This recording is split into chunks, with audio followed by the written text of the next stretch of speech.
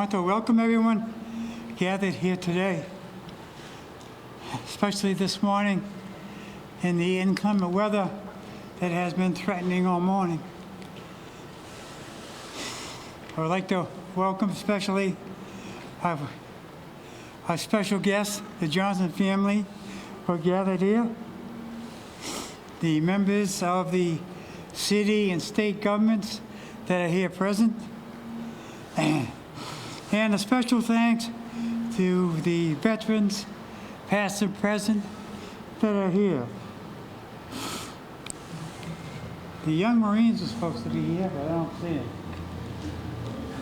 Maybe they'll show up.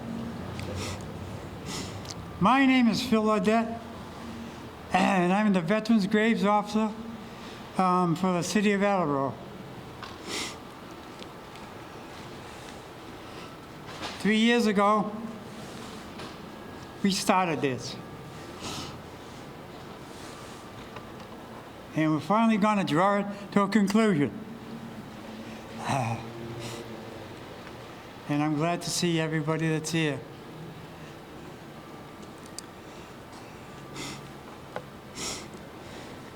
Excuse me while I catch my breath once in a while here. Dealing with chemo has kind of slowed me down a mite.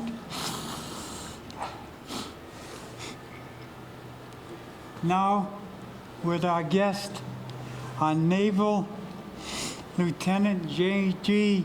John Lovelace, chaplain, come forward. This will be our opening prayer. Good morning. It's an honor to be here with you all on this Veteran Days weekend as we remember Seaman First Class Alfred Johnson. I've only been in the Navy a short while, but it's been humbling to realize how much we ask of our young men and women who serve in the military. It requires of them a level of continual, selfless sacrifice. And we ask them to be ready at any time to make the ultimate sacrifice. Seaman Johnson made that ultimate sacrifice in 1942. As we begin this morning, please bow your heads with me as we begin this ceremony honoring Alfred Johnson with the Massachusetts Medal of Liberty. Let us pray. Eternal Father, this weekend we honor our fellow Americans who have served us all so well. We honor their sacrifices that allow us to stand here this morning in freedom and peace. We come particularly to remember the Johnson family and the life of their loved one, First Class Johnson. His life given for his country in our fight for liberty. We ask God for your presence here among us as we contemplate the cost of war, the cost of freedom, and the value of a life given for others. Bless our time with your presence. In your holy and precious name, amen. Thank you. Thank you, Chaplain.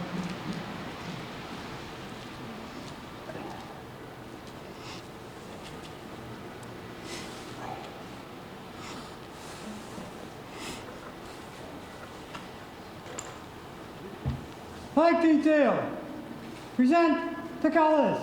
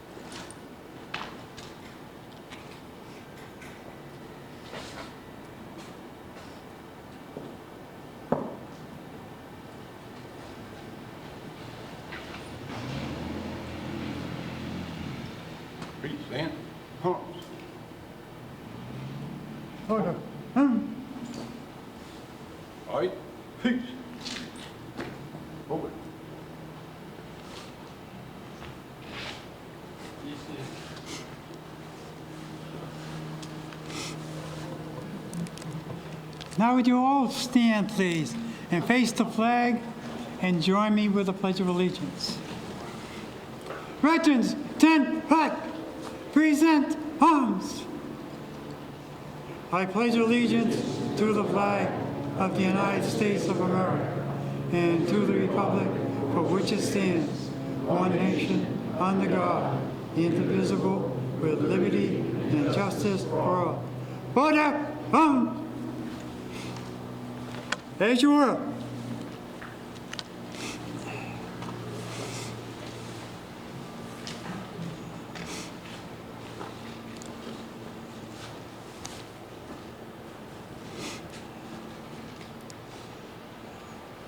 At this time, it does me the honor to ask the presenter of the Massachusetts Liberty Medal to come forward at this time.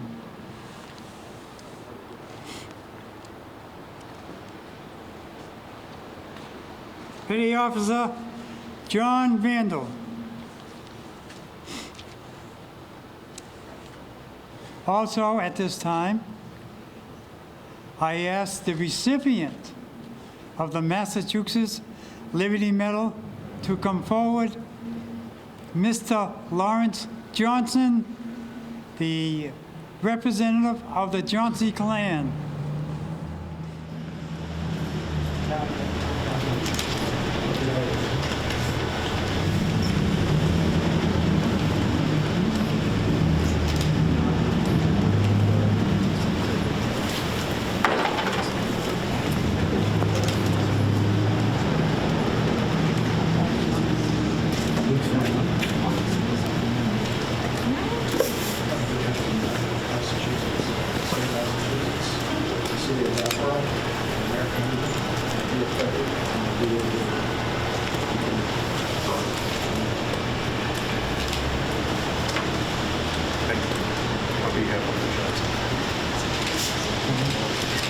Did you read that picture?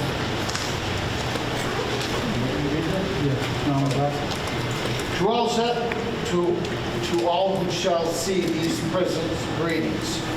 This is to certify that our Governor of the Commonwealth of Massachusetts, authorized by Chapter 132 of the Acts of the 2009, has presented the Medal of Liberty for Seaman First Class Alfred Johnson, United States Navy. Massachusetts General Laws, Chapter 33, Section 67 Alpha. There shall be a Medal of Liberty, which shall be awarded to the next of kin of the servicemen and women from the Commonwealth killed in action or who have died in service while designated combat area in the line of duty. Signed, Charles D. Baker, Governor.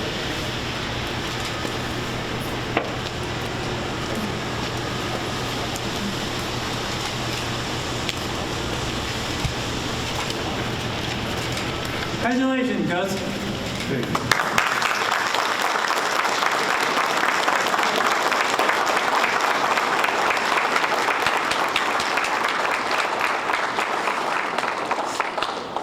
As I said before, that's taken us 3 years to accomplish what just took place in 2 minutes. And it was the COVID virus that interrupted our schedule. I don't see the gentleman around here, he disappeared. Okay, I introduced, there's a Timothy Cullen that's here, who is a legislative, up there he is right there. Okay. He was instrumental in producing and getting us the medal. He worked with us over the past 3 years to accomplish that task. I thank him for being here. At this time, I would invite the Veteran Service Officer for the state and city to be here and come present. Mr. Ben Quill, Veteran Service Officer for the city. My boss. He's the 5th boss I've had since I started with the Veteran Service Office. Ben, go ahead. Thank you very much. Well, first of all, as he just mentioned, this guy's in my office every day just kind of figuring out what he can do to help veterans. He put this whole thing together while simultaneously battling cancer. Let me assure you, there is nobody in this city that loves veterans more than this guy.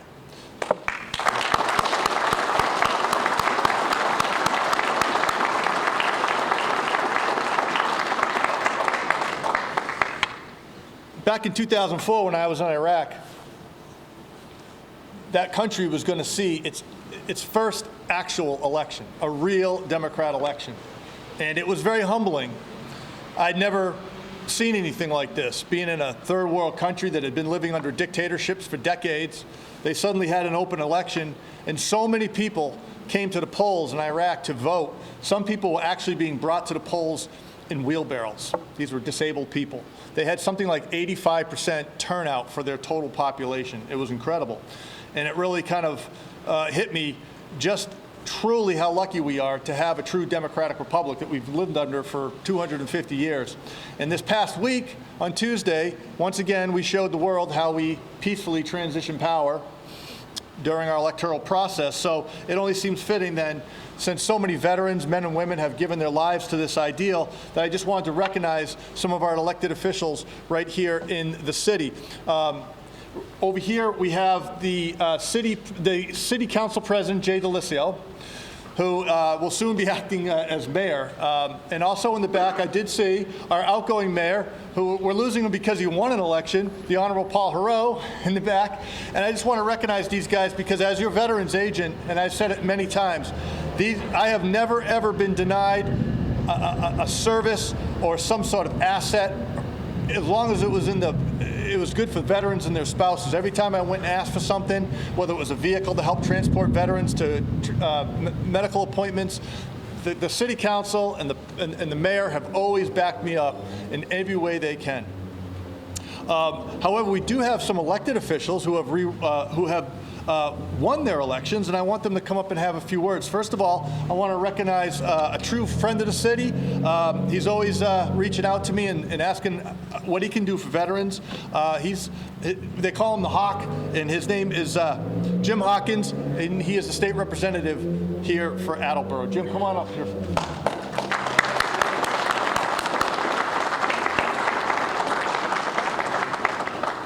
Thank you. One of the honors in being elected is to work with the veterans in the city. And the outgoing mayor of the city, the incoming mayor of the city, Senator Feeney, at the state level, Ben Quayle in the Veterans Office, so many people. I think it's important that we remember the sacrifice for the people that are here and the people that did not come back that have made so that we could have these elections last Tuesday. This doesn't just happen. So I'm very grateful for the opportunity to be here and speak in front of you. I never speak very long because I know you want to get out of the rain. Mr. Johnson, I have something. I work in the State House with Senator Feeney, but I also have something from Congressman Auchincloss in Washington, which is a citation from the federal, I'm the State House of Representatives. This is from the Federal House of Representatives. So, and I know that you're a historian, so you will like these things. Thank you so much. Thank you.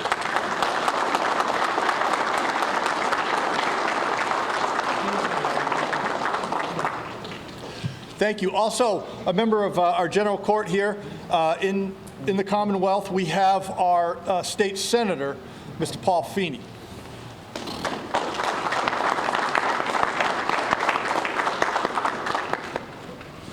Good morning, everybody.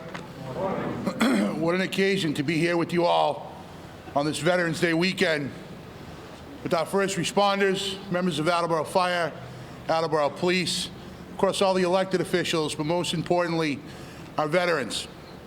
We are blessed, especially here in the city of Attleboro, that in every generation among us, we have men and women that answer the call, that realize that there's something so much more important than just themselves, that they commit themselves to a cause that we know is so worthy in defense of our values, in defense of our freedom. And they commit themselves knowing that they may pay the ultimate price. One of those individuals that we honor here today certainly did that. in perhaps one of the most important battles in the history of our globe. For many years afterwards, many in the Japanese command talked about Guadalcanal being a turning point in that war. That finally the Allies were able to go on the offensive, not strictly on the defensive, which they were in the Pacific Theater for long before that. So how do we appropriately honor somebody who gave their life, a family who lost a loved one? Well, we gather in moments like this. We speak their name. We erect monuments. We give awards. Because their memory never truly dies, and we continue to tell their story. Now, I've heard a little bit about Alfred Johnson, and I look forward to hearing more about the person that he was, about the family that came after him. But as we gather here today and we continue to speak his name, we do so in reverence, we do so in solemnity and in prayer, but we also do so to honor not only him, but the many veterans from Attleboro that served during peacetime and wartime, whether it was abroad or here stateside. For the people that Alfred laid down his life for us, we are forever grateful. So in honor of the Medal of Liberty that we present today, I want to offer a citation, an official citation from the Massachusetts Senate as well. Be it known that the Massachusetts Senate hereby extends its congratulations and gratitude to the family of Alfred Johnson in recognition of receiving the Medal of Liberty on behalf of Alfred Johnson, Seaman First Class, United States Navy, for his service during World War II. It is signed by our Senate President, Karen E. Spilka, attested to by our clerk, Michael D. Hurley, and offered by a very grateful State Senator, Paul R. Feeney, on behalf of a grateful Commonwealth to the Johnson family. Thank you, congratulations, and may Alfred's memory live on forever.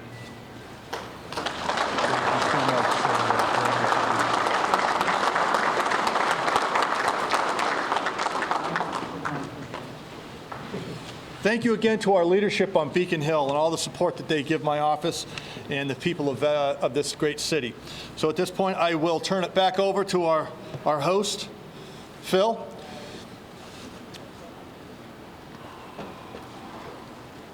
Thank you, Ben.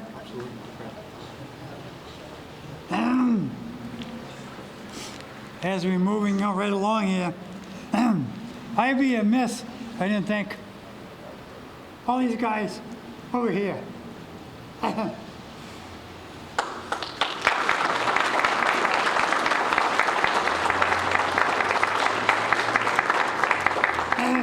See, they not only respond to fires, they respond when you ask them to. Thank you.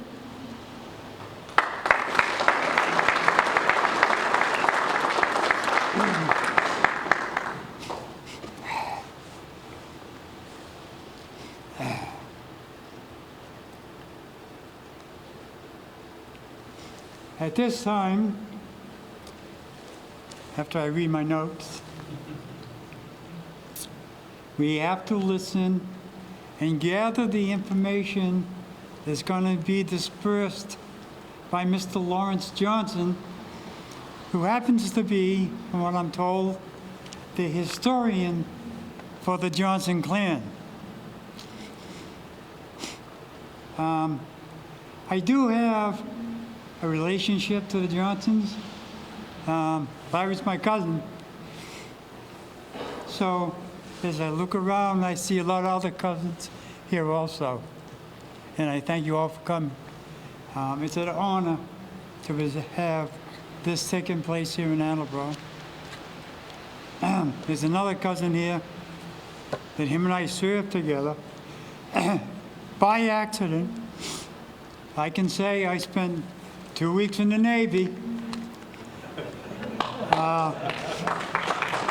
Aboard a LST going up and down the rivers of Vietnam. And it's funny because I never thought of it until I returned and was talking to some of our Navy veterans that are present today and having a conversation with them. and telling them of what I had done in the Navy, which I was instructed in 2 weeks.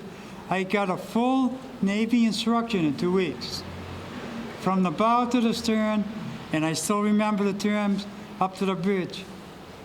The one order that reminds me and comes back to me frequently is man your battle stations, general quarters.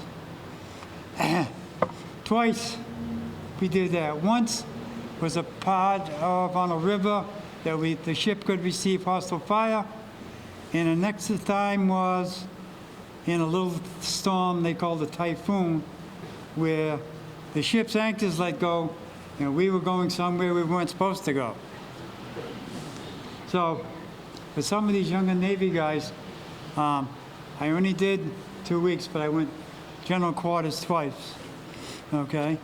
Without further ado, I would like Mr. Lawrence Johnson forward to take over the podium and instruct us in the comings and goings of his cousin, his uncle, Hal.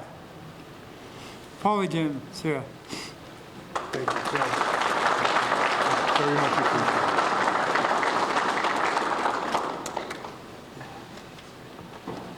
So I have to admit, when I was asked several months ago during the drought, did I want this to be rain or shine, I looked at my brown lawn and I looked at the cloudless sky and I said, sure, why not? So there's 2 lessons to come from that. One is I'm to blame for you being out here on this day, and secondly, don't trust my weather predictions for events going forward. Good morning, and thank you all for joining us on this chilly but typical New England November day. I'd like to start by recognizing those beyond the Johnson family assembled who have made a special effort to attend today's ceremony.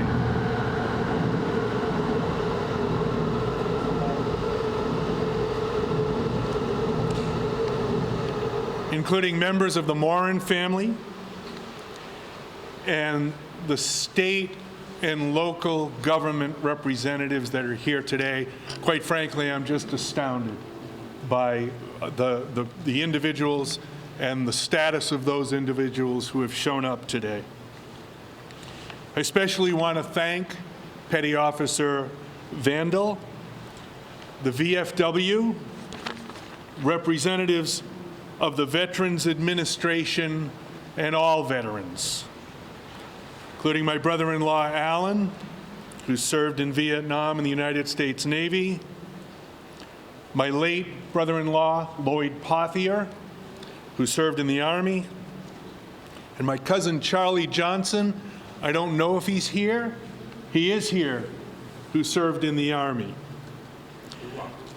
Other veteran members of the Johnson family not able to attend today, but who certainly deserve recognition, include my cousins David Barboza, Navy, Peter Croto, Air Force, Neil Gagnon, Navy, Patrick Gagnon, Navy, Ron Lacasse, Army, Matthew Murphy, National Guard, John Tenalia, Navy, Jim Tenalia, Marines, and Michael Tenalia, Marines.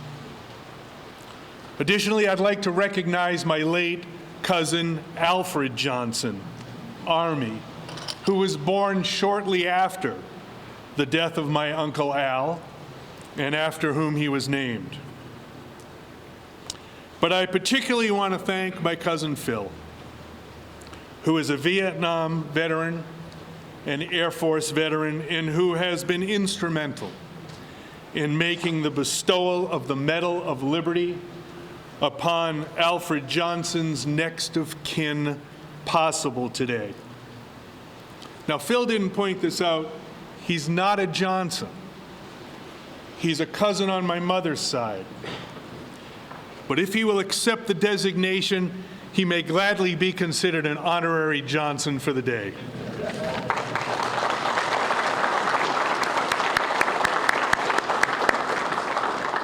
Thank you, Phil. for giving my family and me this opportunity to not only recognize my Uncle Al, but in so doing, John Moran, two veterans from Attleboro, the first veterans from this city to die in combat during World War II, and who are forever memorialized by that monument up the street. This is their day, and to all veterans, this is your day. The ancient Greek politician and military general Pericles noted, "What you leave behind is not what is ingrained in a stone monument, but what is woven into the lives of others." If this monument to Alfred Johnson and John Moran is to truly serve a purpose, it has to function as a window into understanding and appreciating those men from here in Attleboro that it honors. It must invite, albeit encourage, viewers to chisel away at the stone and drill into its foundation behind the plaque and the nameplate to uncover and discover the lives its honorees lived and the sacrifices they made. Over the past 30 years, newspaper articles, military documents, and letters to, from, and about my Uncle Al that have surfaced have helped me to better know an uncle that I never knew beyond this photograph that hung at the top of the stairs at my childhood home in North Attleboro. It is then in large part from these documents that I share the following reflections on my Uncle Al and, when documentation presented itself, his co-honoree, John Moran. Alfred Johnson was born here in Attleboro on November 12, 1915, to John and Alexina Johnson. He came from a large family that itself produced numerous veterans. His siblings included Henry, United States Navy; James, United States Navy; Jack, National Guard; Alice, Albert; Bill, Merchant Marines; Lucille, whose husband Francis Smith served in the Seabees; Beatrice, whose husband Mark Mercier served in the Navy; Larry, my father, United States Navy; Eileen, whose husband Ray Gagnon served in the Navy; and Richard, United States Navy. The Johnsons lived at 76 Orange Street on the corner of Orange and Martin Streets. Prior to the war, Al worked in the post office, was a member of Company I of the National Guard, and as one newspaper clipping reported, was active in sports events. 80 years ago, on this coming November 24th, 1942, my father, Larry Johnson, and younger brother of Al, was awaiting orders from the Navy to report to the Naval Aviation Training Program. Fully expecting that the letter received from the Navy that day were those orders, he opened the letter and read the following. Official notification of the death of Alfred Johnson on November 15, 1942, has doubtless reached you from the Navy Department. The letter was from Al's ship captain, Thomas Gatch. In fact, the Navy Department had not yet made the customary and timely first notification of family, an oversight that warranted some coverage in the local newspapers reporting on Al's death. As my father told the story of that day, he proceeded back into the kitchen where my grandmother was preparing the Thanksgiving meal. He asked my grandmother to sit down. His face must have given away the anguish of the moment, because my grandmother insisted that he tell her the contents of the letter. Upon hearing the news of her son's death, she went back into the bedroom, which was just off of the kitchen. 15 minutes later, she came back into the kitchen uttering the words, "There's a Thanksgiving dinner that needs to be prepared." Close to a year, I told myself I wouldn't get emotional. This is 80 years ago. Close to a year before Al's death, on December 7th, 1941, that date that will live in infamy. Uncle Al and my father were playing football for an Attleboro City team at Community Field in North Attleboro. The announcement of the Pearl Harbor attack came over the loudspeaker at halftime. Al turned to my father and asked if he wanted to sign up for the Navy.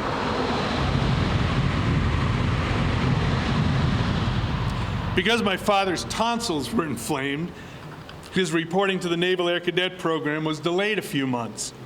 But Al enlisted on December 26, 1941, and about 1 month later began boot camp in Newport, Rhode Island.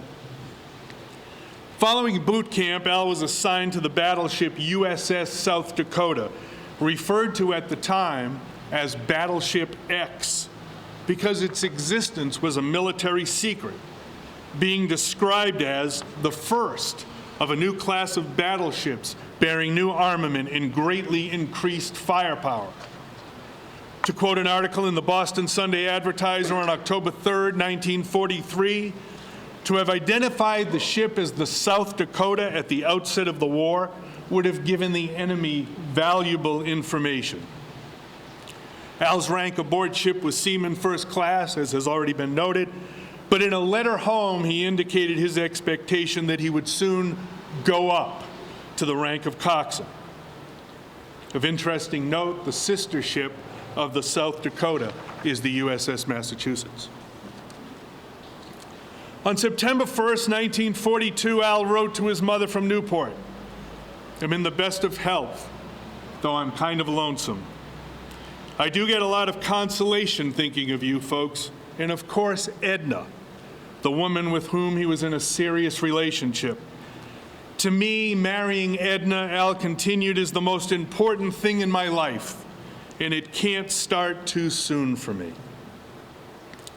On October 7th, 1942, Al wrote again to his mother, indicating that the picture she had included in a letter to Al of his sister Beatrice's wedding, quote, "did cause me to shed a few tears that I couldn't hold back." He concluded that letter by stating, "I wouldn't look forward to seeing me, Mom, until the war is over, so be sure to take care of yourself."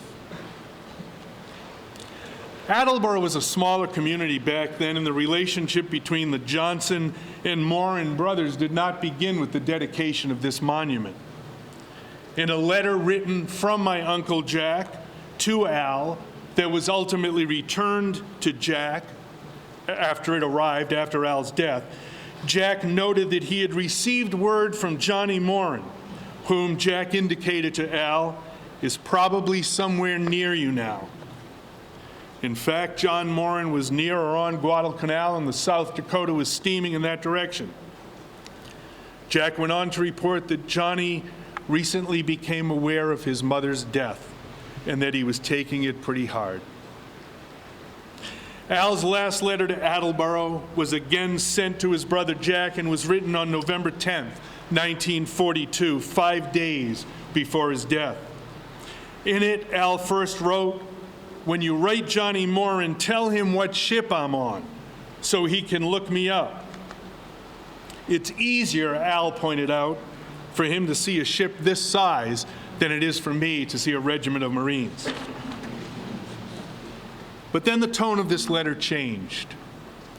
In an eerie foreshadowing of his fate just 5 days hence, Al went on to write, "Tomorrow is Armistice Day. How we all wish it was the end of this war. The glamour of being a sailor or fighting has all worn off, and now we'd all like to get home. We'll be here, however, until our job is finished. And if I don't make it, well, we can't all be lucky." Undoubtedly, this somber tone was influenced by a battle that Navy censorship would not permit to be included in Al's letters home. For just a few weeks earlier, on October 26, 1942, in what became historically known as the Battle of Santa Cruz Island, the South Dakota, while serving as an escort for the carrier USS Enterprise, was engaged in an aerial assault by no less than 40 enemy planes, 32 of which were downed by gunners on the South Dakota.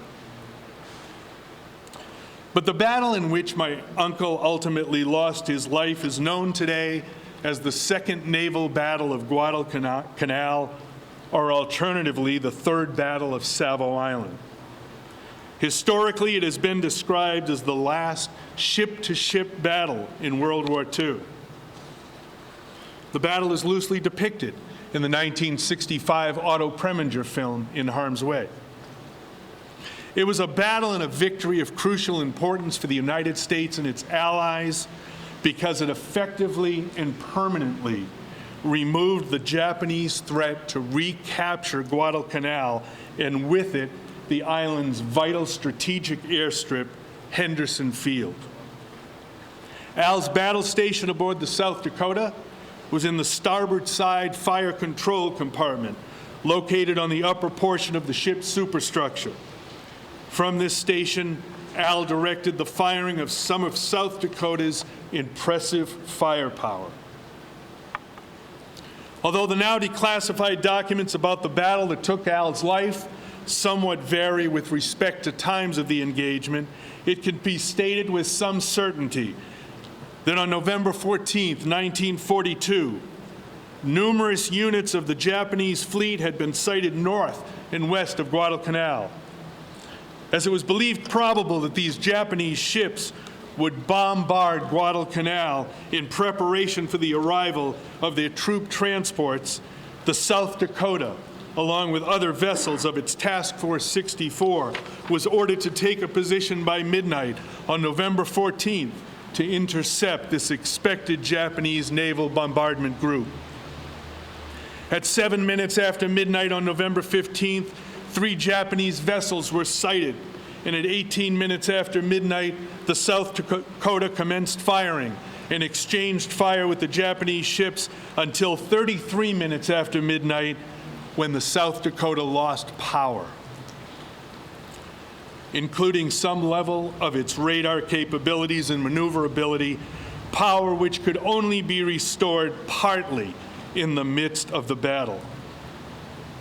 Then at 48 minutes after midnight on November 15th, the South Dakota was illuminated by both searchlights from enemy ships and by the fires of burning ships in the vicinity.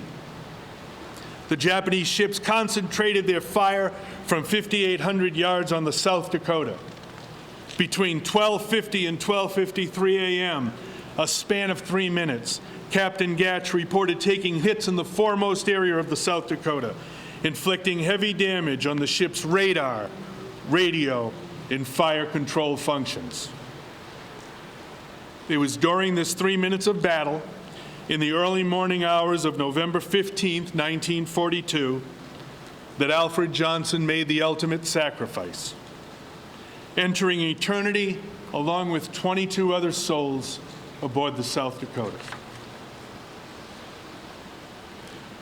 In that same letter from Captain Gatch that first notified my father of his brother's death, Captain Gatch heralded Al's record in the Navy as excellent and avowed that the duty he was so loyally performing at the moment of his death was absolutely essential to the ultimate victory.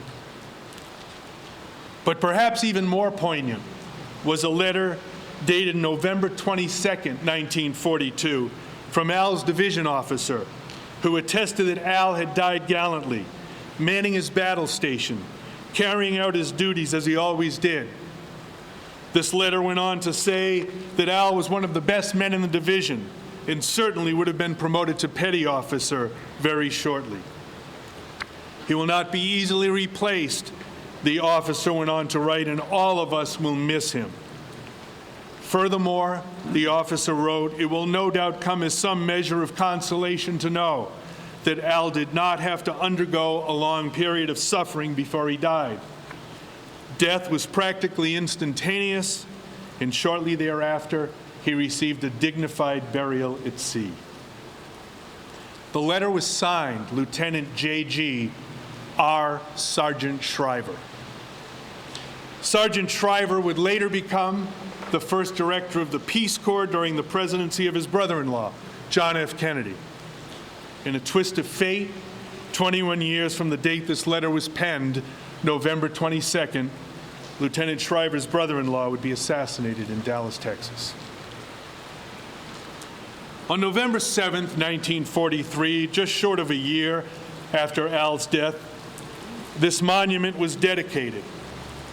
The newspaper accounts of the dedication described a parade, participants that included Company I of the National Guard, delegations from the Legion VFW, Lions, Boy Scouts, Girl Scouts, all of whom marched in accompaniment with 2 drum and bugle corps and a fine marching band from Camp Miles Standish. According to those who served aboard the South Dakota, this monument is believed to be the only one in existence dedicated to an individual sailor who served aboard the South Dakota. I share these comments today so that the legacy of Alfred Johnson, together with John Moran, may be, to some extent anyway, transformed from mere names on a stone monument back into the sons of Attleboro that they were and still are.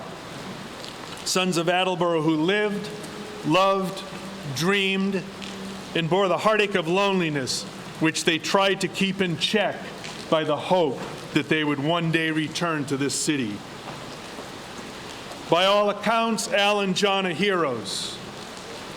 But I remind those here that we have present-day heroes among us.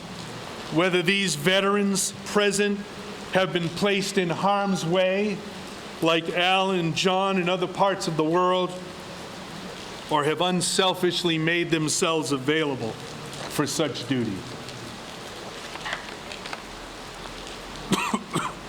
On October 14th, 1942, 1 month before he was killed, Al wrote the following to his mother. I think this will be my last letter for a while. I don't want you to worry if you don't hear from me, as it means I'm not in a position to mail a letter. Maybe I'm premature, but I'm taking this opportunity to wish you all a Merry Christmas and a Happy New Year. I hope Christmas will go on as usual, because even though I'm not there in body, I will be there in spirit. I'll think of the family all around the tree and Dad opening presents. Al's sentiments proved true. He would not be there in body. His remains lay in a section of the Pacific Ocean off of Guadalcanal near what is known as Iron Bottom Sound. But there can be little doubt that on that Christmas of 1942, Al was with his family in spirit. Not in the spirit of hopeful anticipation of one day seeing him again, but in the heavy despair of knowing that day would never come. And just like his spirit was present that Christmas of 1942, it is present today, some 80 years later, as we, his family, veterans, guests, and Attleborians recognize the lives and sacrifices made by the men whose names are engraved on this monument. A testament to those 2 men from this city who remind those who pass by this space each day of Al and John's recognition as hometown boys who perhaps unwittingly, but in no way unwillingly, became hometown heroes. To all veterans present, thank you for your service.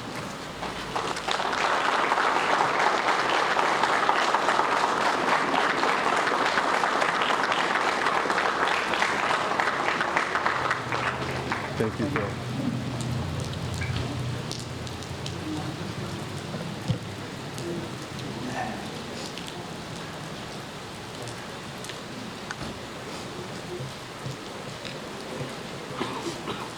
It has been reported that GIs can overcome most of the obstacles, but there's one we have yet to work on, and that's Mother Nature.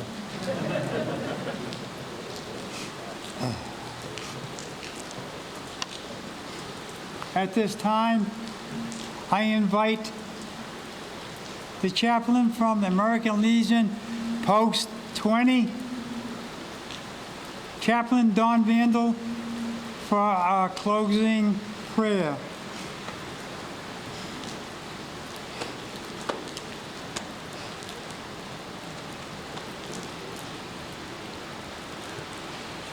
Yes.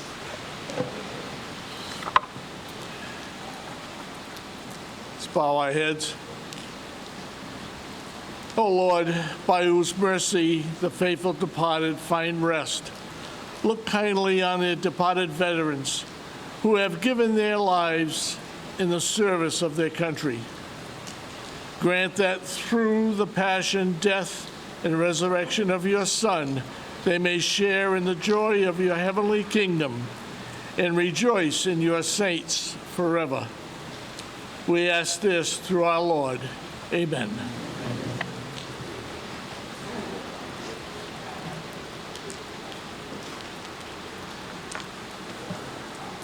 Ships Company, man the rail.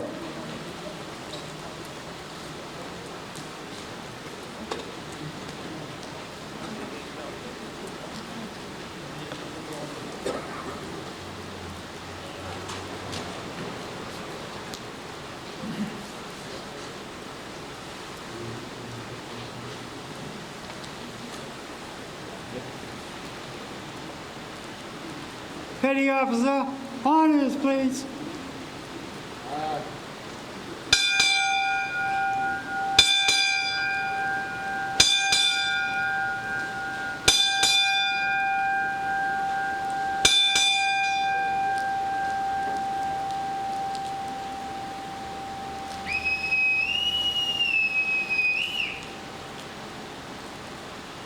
Thank you, sir. Party dismissed.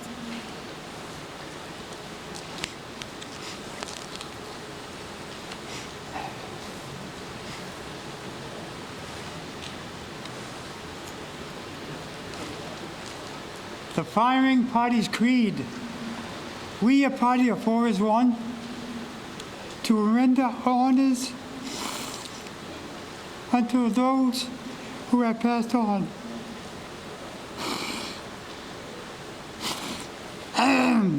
Standing in the distance, ready to fire, in memory of one who served with honor. 3 volleys are fired, clearing a way for the soul to follow this day. Planting another flower in the garden of stone. 3 shots in unison, farewell to our own. A final salute to a uniformed member. This lifetime of service we'll always remember.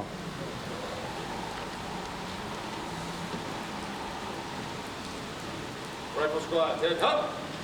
Forward, up. Right face, up.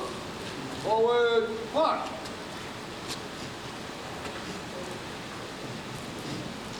Ladies and gentlemen, prepare yourself for 3-round volleys. All veterans, 10, hut.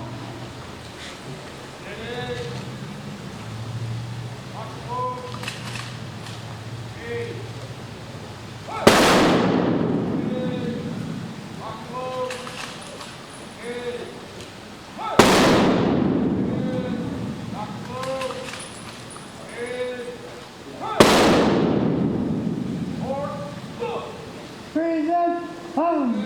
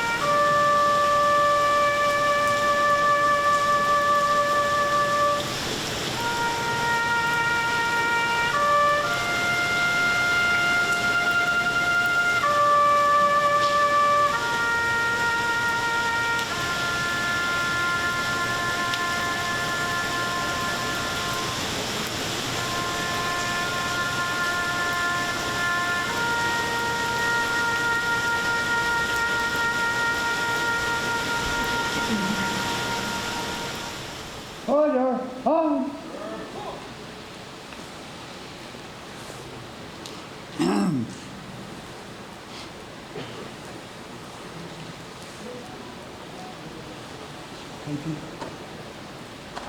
Flag detail? Let the flag detail go.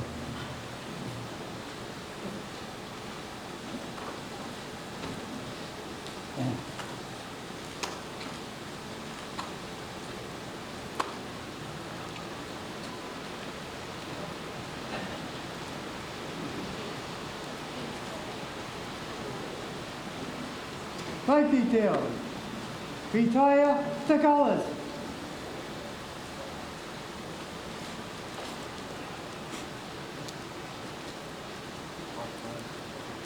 Present arms.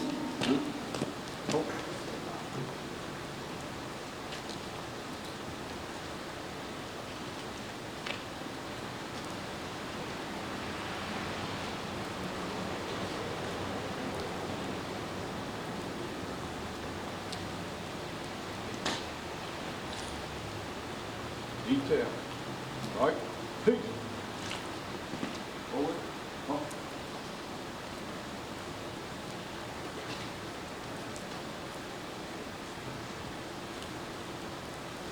Order, arms.